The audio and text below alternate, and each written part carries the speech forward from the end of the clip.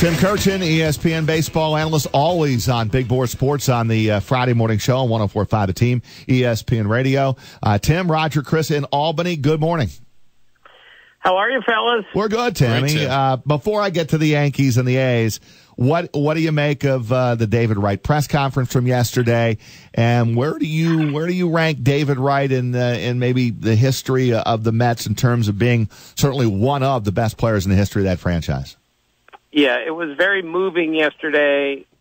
I feel sorry for David Wright, even though I'm so happy that he's going to get a chance to play one more game. He is one of the best, nicest, classiest guys I've ever met in baseball, and you could tell the day you met him, this guy is different, this guy gets it. As far as the best Mets of all time, this is totally unofficial. You asked me for my list. Tom Seaver's number 1, Mike Piazza's number 2, David Wright's number 3, Darryl Strawberry's number 4, Dwight Gooden's number 5. Look at all the categories that David Wright is number 1 in the history of the Mets. It's ridiculous. And the only reason I put Piazza in there is that he took them to the World Series. He had the big home run. He hit well over 200 homers there. Easily make a case for David Wright being higher. But one of the great Mets of all time. There's no way around that. Yeah, no question. And your comment about being a class act is 100% when it comes to David Wright. All right, who's going to win this wild card race now? Forget the Red Sox. I was hoping that maybe Yankee fans would leave go of trying to catch Boston a long time ago, as it wasn't going to happen. The Red Sox are in a magical season. But who do you give the edge to in the last 16 games, Tim Kurkjian, between the Yankees and the A's to win that top wild card spot? Well, the A's certainly have the schedule advantage. I don't believe they play a team that is currently in the playoff mix at the moment, but I'm going with the Yankees. I think the Yankees have been in the lead virtually the whole time. I think they're getting healthier. I'm not sure when Aaron Judge is going to come back and exactly what he's going to be like when he comes back, but they're getting healthier in other areas, and I just think they will host the wild card game on October the 2nd. But with one warning, do not underestimate the A's. With the power they have, 1 through 9 in that order, the tough at-bats they take, they wear down starting pitchers on the other team, and their bullpen is sensational. And that's how you win in the big leagues. At least that's one of the formulas. Hit the ball out of the ballpark and shut teams down in the final few innings. That's what the A's can do. ESPN's Tim Kurkjian with us here on Big Board Sports and 104.5 The Team, ESPN Radio. Tim, how close is Aaron Judge, do you believe? And when we're watching video of Judge taking live batting practice and he's launching home runs into the seats at Target Field, and he says, I don't feel any more pain, I have to think he's close. But how close, is the magic question.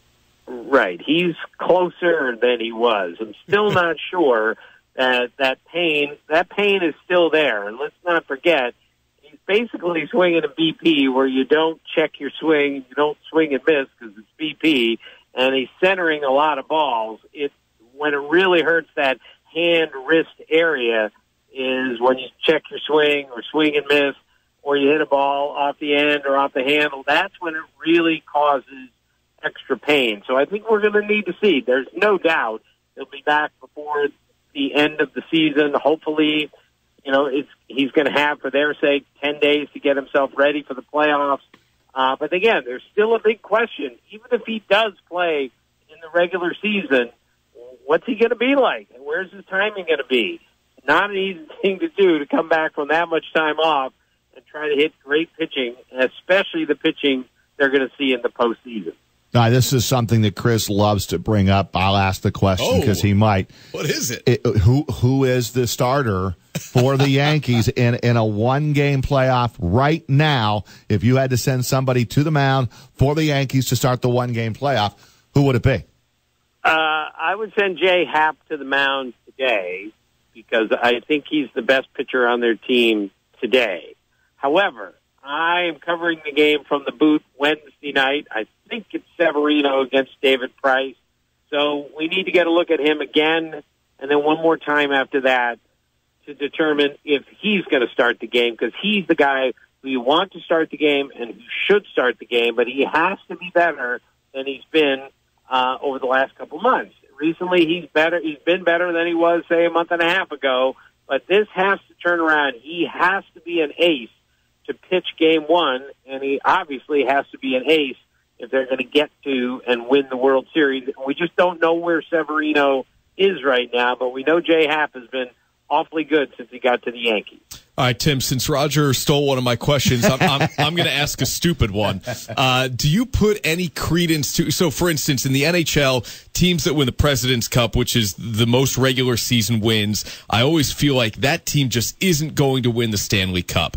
And we've seen wild card teams in Major League Baseball make long runs in the postseason, if not go all the way to the World Series and win the World Series. Do you put any credence to the idea that it's possible to win too many regular season games before the playoffs?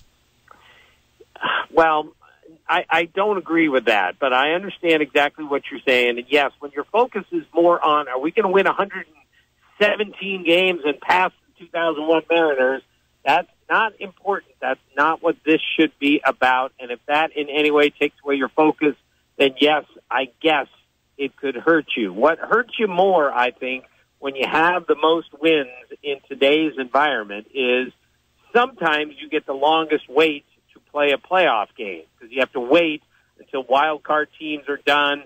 And if there's a delay there, if you're going to take 5 days off, and we've seen that happen before, from your last regular season game to your first playoff game, that's not a good thing. It's a daily game. It's you play it better, you play it best when you play it every day. And sometimes having the best record can mean the longest layoff entering the playoffs, and that is not a good thing. Tim, are you watching some of the ways in which this Red Sox team is winning games? It's incredible. I mean, I hope they save some of the magic that's going on here. Right? I mean, last night the Toronto can't field a pop fly with a score tied at 3-3, and a winning run comes in. They win 4-3. 2 nights ago, Brock Holt comes up, hits a pinch hit 3-run homer. They win the game. I mean, it's been some magical season, and these situations are coming up all the time, and the Red Sox always get the better of it. Right, and my dad was a really good player and had a tremendous feel for the game, and he used to always tell me, even as a young kid, when you start seeing stuff happening to a team on a regular basis, good or bad stuff, that's usually a sign that something special or something really bad is going on. And so many of these games have happened with the Red Sox this year that you just slap your forehead and say, boy, this appears to be destiny at work here. Now, it doesn't always work out that way. Baseball is impossible to predict. But I call them circle games, games that you circle to say this is going to lead to something really good or potentially really bad.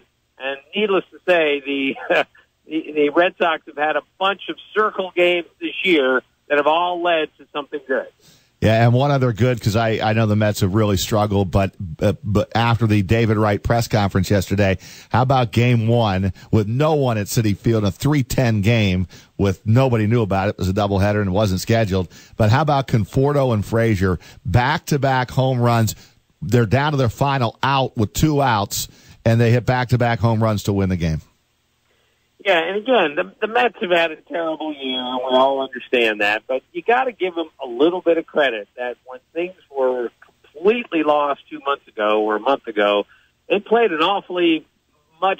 They played way better in the last month and a half, and they deserve a little bit of credit for that. And as they move forward, maybe they should look at it and say, this is not as dreary as it appears with the starting pitching we have. Now, if we can fill in around that, we have a chance. But the Mets have won a few games here lately that make you wonder, good for them. No team deserves credit for not giving up, but they certainly have not given up. Yeah, I'm with you on that. No, they haven't. They played a lot better the last couple of weeks of this season. We'll see how they do in the final 16. Tim Kurkjian, always a pleasure. Thanks for joining us here on the Friday show. Enjoy your weekend, and we'll talk to you this time next week. Okay, guys. Thanks, see ya. Tim. Thank you, Tim.